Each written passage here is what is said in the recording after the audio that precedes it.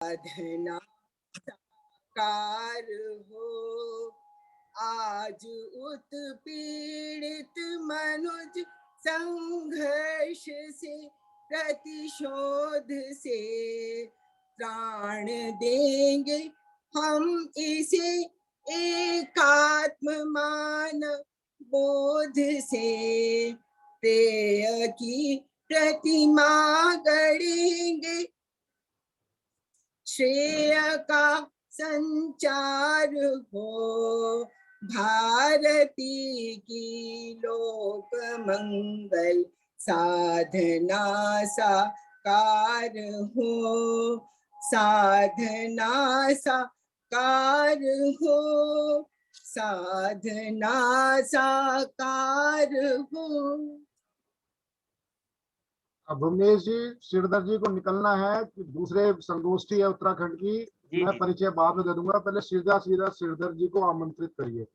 चलिए, आशीर्वचन के लिए। नहीं परिचय दे लो। समय और परिस्थिति के अनुसार परिचय क्रम बदलते हुए अभी श्रीधर जी आप प्रारंभ कीजिए, क्योंकि 5:45 बजे आपने निकलना है।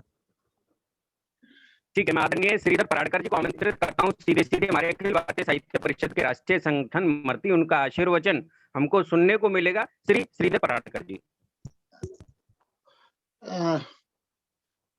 सभी को प्रणाम।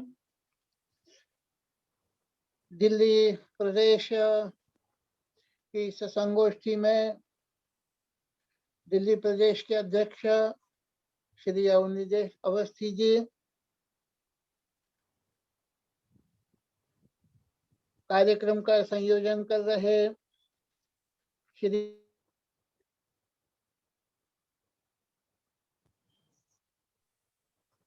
भुवनेश जी,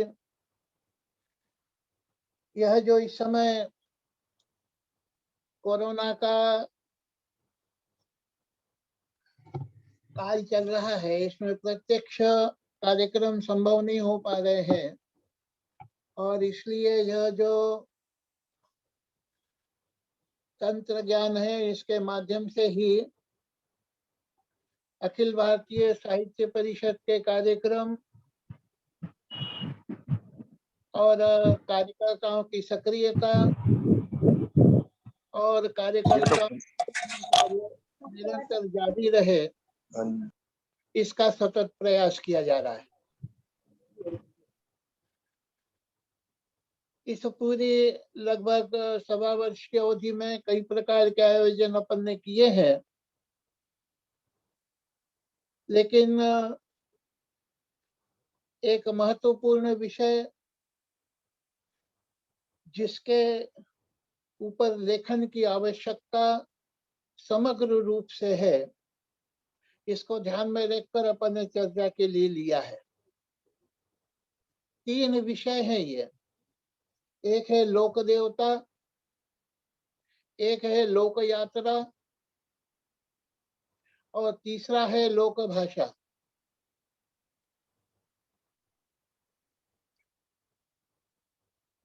साहित्य किसी भी भाषा में लिखा जा रहा हो, लेकिन लोक भाषा का अपना अलग महत्व होता है।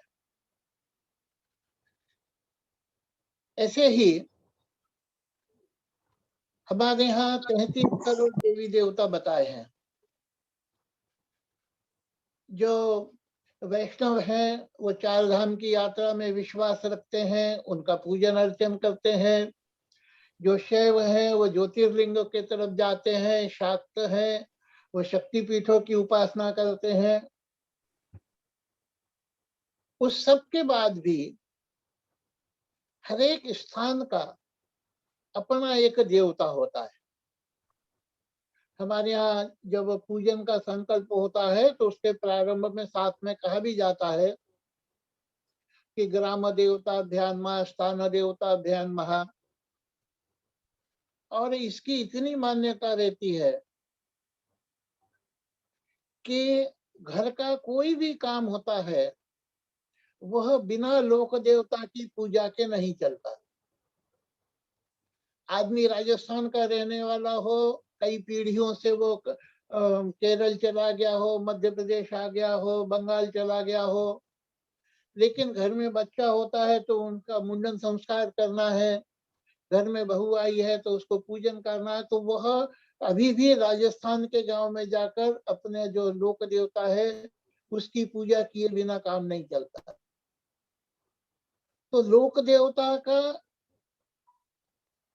जो हमारे ग्रंथों में उल्लेखित है, जिनके ऊपर पुराणों का और अन्य इसकी रचना हुई है, उसके अलावा जो है, तो इन लोक देवताओं का महत्व क्या है वह सबके सामने आना चाहिए।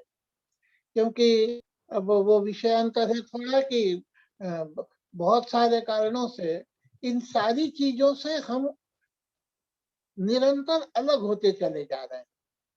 आज जो बच्चे हैं उनको तो सामान्य राम और कृष्ण और इनके बारे में भी नहीं मालूम है, तब लोक देवता के बारे में जानकारी होना, उसके प्रति श्रद्धा रखना, ये तो एक अलग बात है।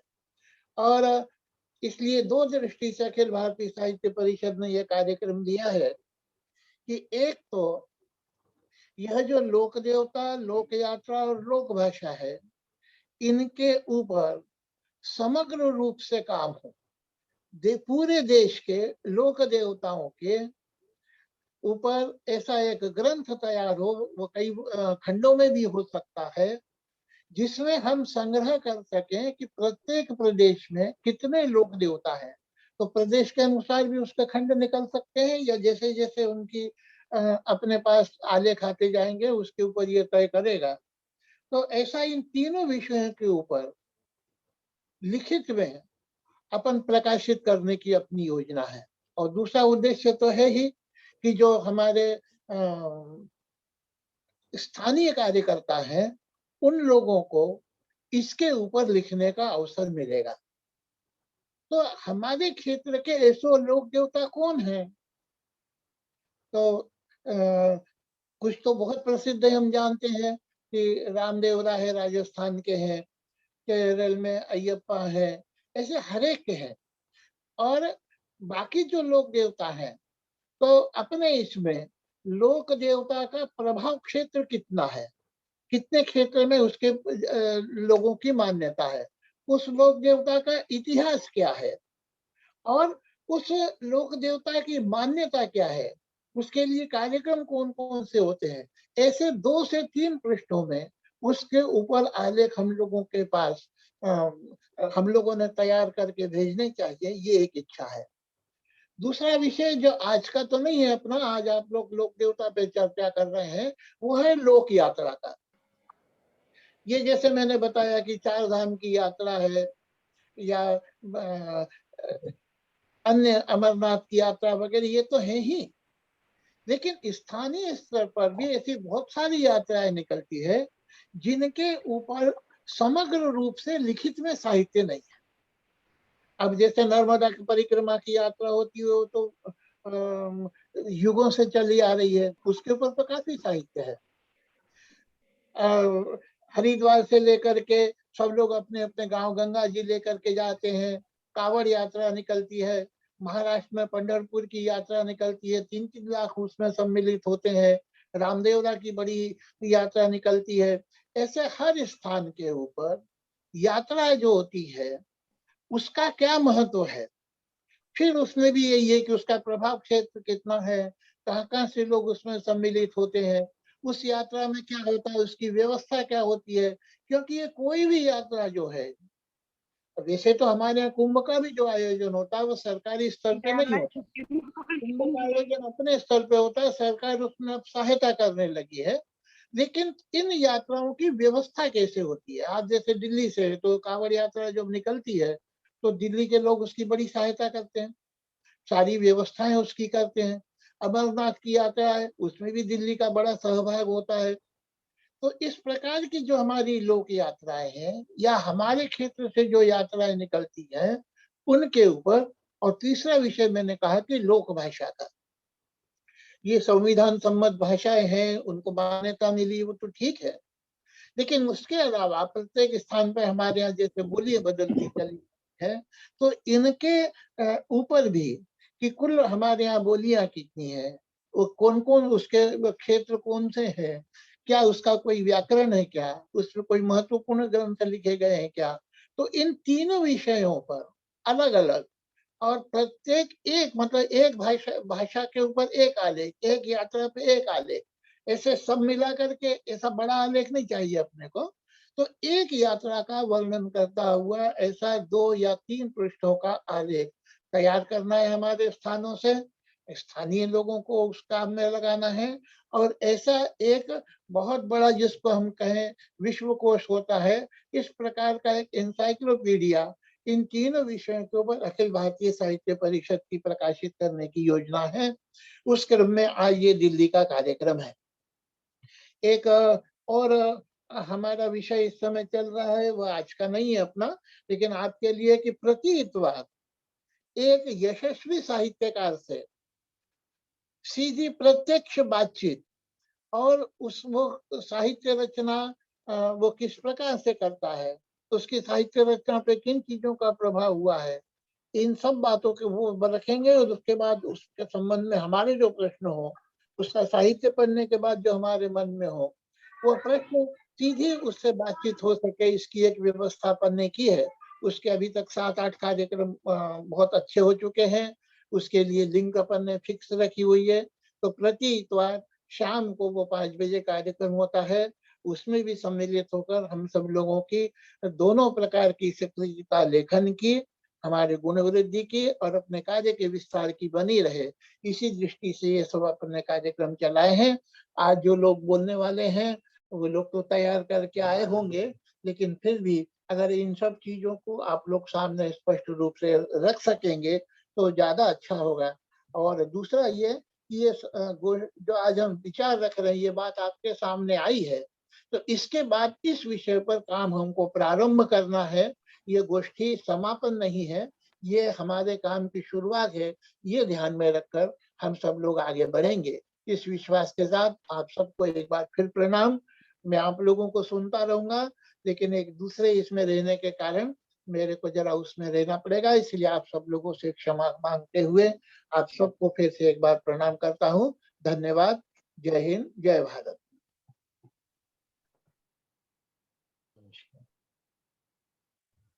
बहुत बहुत आभार आदरणीय श्रीधर पराडकर जी का मार्गदर्शन उनके आशीर्वचन के रूप में हमको प्राप्त हुआ। समय में परिवर्तन हुआ, इस कारण से श्रीधर पराडकर जी को पहले हमको सुनना हुआ, क्योंकि उनको आगे कार्यक्रम में जाना है। आज के कार्यक्रम की अध्यक्षता आदरणीय श्री अवनिजेश अवस्थी जी हमारे मध्य में कर रहे हैं, वो उपस्थित हैं। इंद्रप्रस्थ साहित्य भारती दिल्ली प्रदेश के माननीय अध्यक्ष जी हैं। आज के कार्यक्रम का संयोजन श्री जयसिंह आर्य जी, वरिष्ठ कवि हमारे वरिष्ठ साहित्यकार श्री जयसिंह आर्य जी कर रहे हैं। सह संयोजक के रूप में अनिल कुमार बंसल जी हमारे मध्य में उपस्थित हैं। प्रोफेसर नीलम राठी जी अदिति महाविद्यालय से हमारे बीच में हैं, उनका वक्तव्य यहाँ रहेगा। श्री मुन्ना लाल जैन जी विशेषज्ञ जैन आध्यात्म चिंतन से, वो हमारे मध्य में, उनका वक्तव्य हमको सुनने को मिलेगा इस महत्वपूर्ण विषय पर। और डॉक्टर नृत्य गोपाल शर्मा जी हंसराज कॉलेज से हैं, उनका भी मार्गदर्शन यहाँ पर हमको भी सुनने को मिलेगा। आभार प्रकट करेंगे श्री अक्षय जी। उन सबसे पहले कार्यक्रम को हम विधिवत चलाएं।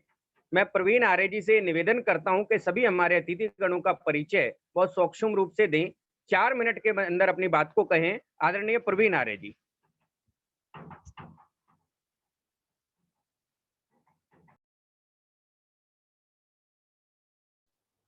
धन्यवाद भुवनेश जी। श्रीधर जी की गरिमामय उपस्थिति के बीच में सभी वक्ताओं का परिचय देने के लिए आपने मुझे आदेश दिया है, मैं रख रहा हूं। सर्वप्रथम हमारे संगठन मंत्री श्रीधर पराडकर जी मूर्धन्य साहित्यकार हैं। परम पूजनीय गुरु जी का जो समग्र आया था, उस खास टोली के आप सदस्य थे संकलन में, तैयार करने में। दूसरा, श्रीधर पराडकर जी मूलतः हिंदी के साथ साथ मराठी में भी लेखन रहा है।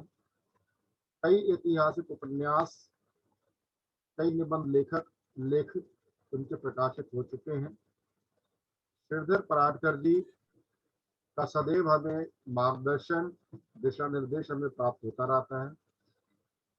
हम आश्वस्त उनको करते हैं, जो भी हम दिल्ली के कार्यक्रम हम सुनिश्चित करके देंगे केंद्र की योजना के अनुसार ही होंगे। कोई एक आध कोई विशेष कार्यक्रम जो संघ हमें निर्देशित करता है तो वो भी हम करेंगे, लेकिन मुख्यतः हम केंद्र की योजना से ही कार्यक्रम रखेंगे, अपने कार्यक्रम बनाएंगे। आज हमारे बीच में वक्ता के रूप में सर्वप्रथम प्रोफेसर नीलम राठी रहेंगी। प्रोफेसर नीलम राठी पूर्व में इंद्रप्रस्थ साहित्य भारती की आप संयुक्त महामंत्री हैं। आप अदिति कॉलेज में प्रोफेसर हैं और बहुत ही प्रखर आप विद्वान हैं, भाषा की भी विद्वान हैं, सामाजिक विषयों की भी विद्वान हैं और ललित निबंध और खासकर दूरसंचार मीडिया पर आपका लेखन बड़ा जबरदस्त है, कई पुस्तकें आपके प्रकाशित हो चुकी हैं। उनके बाद डॉक्टर नृत्य गोपाल, मूलतः आप मथुरा ब्रिज क्षेत्र से हैं, बहुत ही प्रखर विद्वान हैं, ब्रिज भाषा के आप साहित्यकार हैं। आप मूर्धन्य साहित्यकार होने के साथ साथ आप हंसराज कॉलेज में आप प्राध्यापक हैं और आप उनको सुन करके जो मैं उनके बारे में कहा है एक एक पंक्ति आपको तो उनको सत्य नजर आएगी। श्री मुन्नालाल जैन जी जैन आध्यात्मिक साहित्य के आप विशेषज्ञ हैं।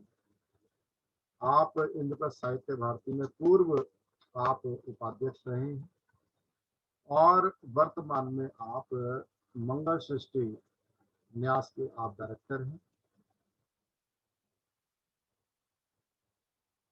डॉक्टर अभिजनेश अवस्थी जी, हमारे माननीय अध्यक्ष doctor अभिजनेश Awasthi ji PGDAV college में आप प्राध्यापक हैं। आप सभी प्रख्यात टीवी चैनल्स में संघ विचारक के रूप में आप नियमित रूप से आप उनको देखते हैं। आपके अनेक लेख 5 जनवरी में आपके छपते रहे हैं। मैंने आज इंद्रप्रस्थ साहित्य भारती का जो अधिकृत समूह है उसमें मैंने श्रीधर जी का भी लेख और डॉक्टर अभिजनेश अवस्थी जी का भी लेख अंक के विवरण के साथ भेजा है, केवल इसलिए कि हमें गौरवान्वित होना चाहिए कि हमें कैसे अपने हमारे माननीय अध्यक्ष जिनको हमने पाया है, ये हमारा अवभाग्य है। मूर्धन्य आप साहित्यकार हैं। हमारे साथ अक्षय जी हैं।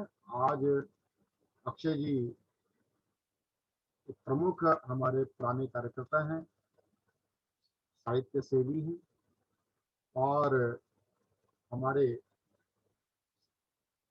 जो नई टीम है अभी घोषित नहीं है, लेकिन उसमें आप सक्रिय जिम्मेदारी आपका निर्वहन कर रहे हैं। डॉक्टर जयसिंह आर्य जी प्रमुख गीतकार हैं। अनिल बंसल जी हमारे पूर्व में मंत्री हैं, पुरानी टीम के सदस्य।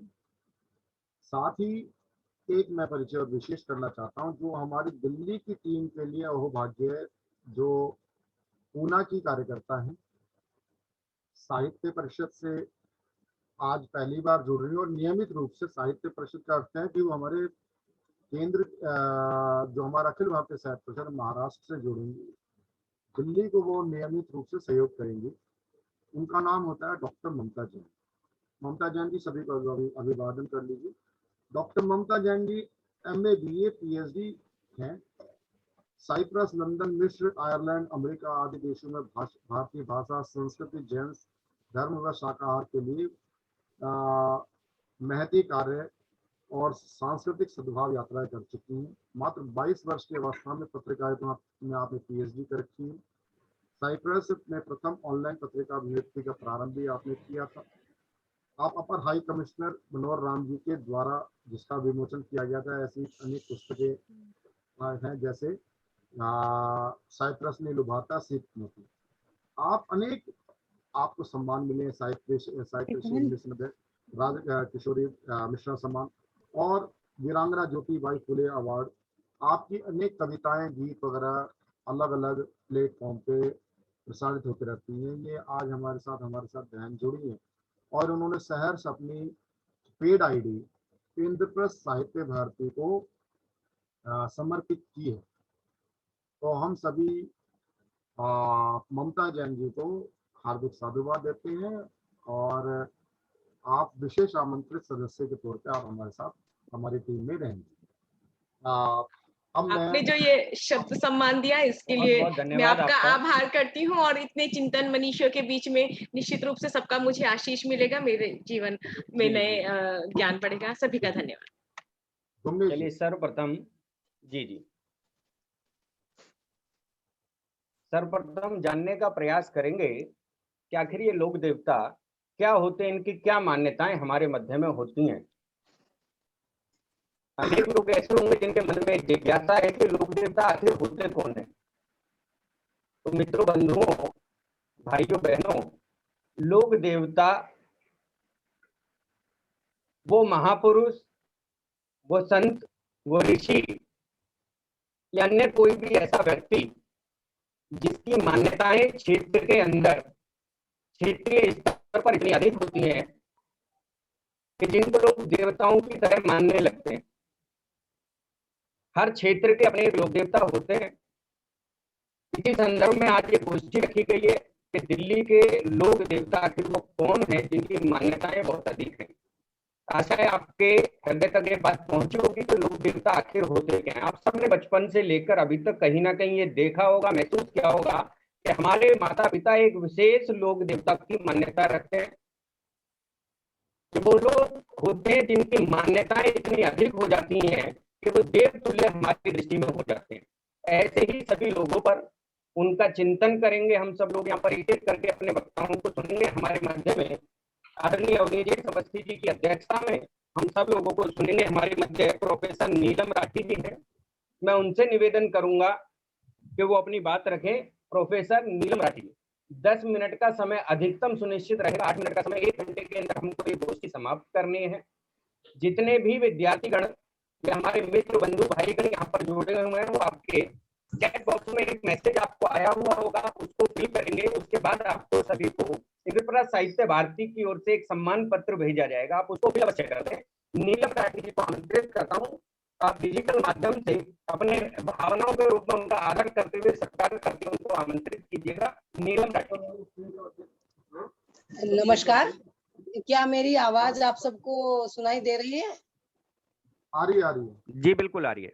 नमस्कार। सर्वप्रथम आदरणीय श्रीधर पराड़कर जी को प्रणाम करते हुए मंच पर उपस्थित अध्यक्ष अवनीजी अवस्थी जी, अन्य वक्ता माननीय मुन्ना लाल जैन जी, नृत्य गोपाल जी, भाई प्रवीण आर्य जी, इस संगोष्ठी के संयोजक माननीय जयसिंह आर्य जी, सह संयोजक अनिल बंसल जी, आप सभी को प्रणाम करते हुए मैं कोशिश करूंगी कि 10 मिनट में अपनी बात समाप्त करूं और जो ये दिशा श्रीधर पराड़कर जी ने इस विषय पर हमको दी है उसको ध्यान में भी रखा जाए और जो बातें वो कह चुके हैं या भुवनेश जी ने अभी लोक देवता के विषय में अवधारणा के रूप में कही है, मैं उनको दोहराऊंगी नहीं, ऐसा प्रयास करूंगी।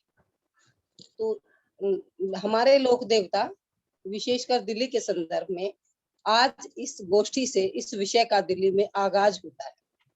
प्रवीण जी की सरपरस्ती में मुझे लगता है कि हम इस विषय पर कुछ गंभीर लेख भी केंद्र को भेजेंगे, ऐसा मुझे पूरा विश्वास है। वास्तव में लोक मनुष्य समाज का वह वर्ग है जो अभिजात्य संस्कार, शास्त्रीयता, पांडित्य चेतना की अपेक्षा सहज सरल रूप में एक परंपरा के प्रवाह में जीवित रहता है। लोक न केवल ग्रामीण है, न केवल जनपदीय है, भावबोध है वह भी है, किंतु उससे भी अधिक लोक का व्यापक अर्थ है।